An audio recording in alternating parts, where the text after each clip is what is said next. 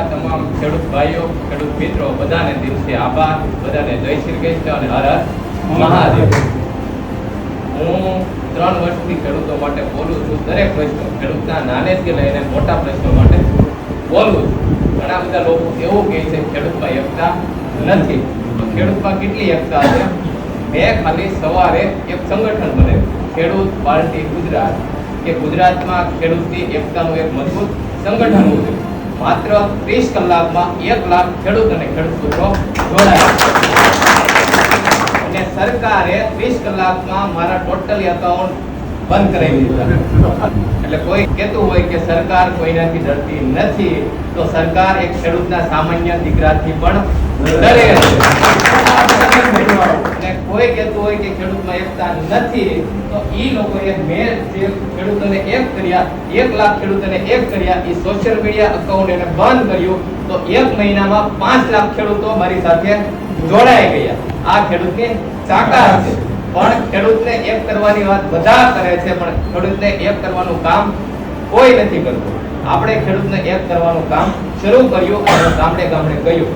3 દિવસ પહેલા મેં એક ગામમાં મીટિંગ રાખી ખેડૂતને એક કરવા, કોઈ પણ રાજકીય પાર્ટી તરફથી નહીં, માત્ર ને માત્ર ખેડૂતના દીકરા તરફથી। તો કેવા કાવતરા થયા? એ ગામના સરપંચને ગાંધીનગરથી ધારાસભ્યના બધાનું એટલું પ્રેશર આવ્યું કે ગામના દરેક લોકોને ના પડી કે તમે મીટિંગમાં ના જતા, નકર ગામના વિકાસનું કામ ઊભું રહી જશે।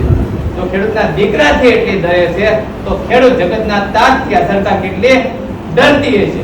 એટલે આપણે આખા ગુજરાતમાં એક નારો પહોંચાડી દીધો કે મારી જમીન મારો ભાવ, મારી જમીન મારો ભાવ।